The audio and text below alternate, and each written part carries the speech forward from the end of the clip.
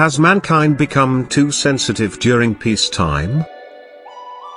Whether mankind has become too sensitive during peacetime is a complex question with no easy answer.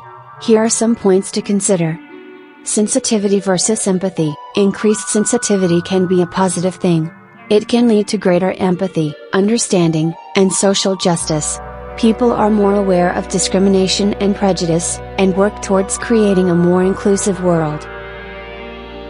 Sensitivity, in the context I intended to use it, is intolerance to what you can't cope with on an intellectual level, and empathy is the ability to connect with another person's feelings. They're not the same thing, in context.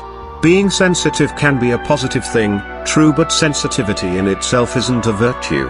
I will repeat my question: has mankind become too sensitive during peacetime? More so, is cancel culture a result of sensitivity gone wrong? You're right, sensitivity and empathy are distinct concepts. Here's a fresh look at your question based on your clarification. Has mankind become too sensitive during peacetime? This reframed question is debatable. Here's a breakdown. Arguments for increased sensitivity. Greater empathy. Maybe we're not too sensitive but more empathetic, leading to a less tolerant view of discrimination and prejudice. This can be a positive force for social change. Evolving standards. What was considered acceptable in the past might now be offensive due to increased awareness. This can be seen as progress towards a more inclusive society.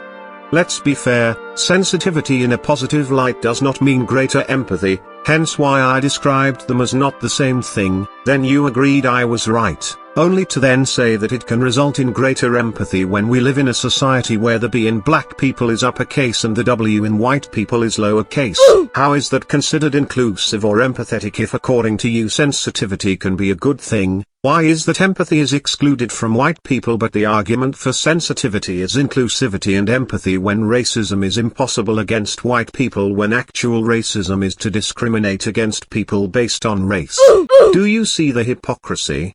Secondly, I agree not everyone who is sensitive participates in cancel culture, but it's dishonest to ignore that majority if not all people cancelling others are all sensitive.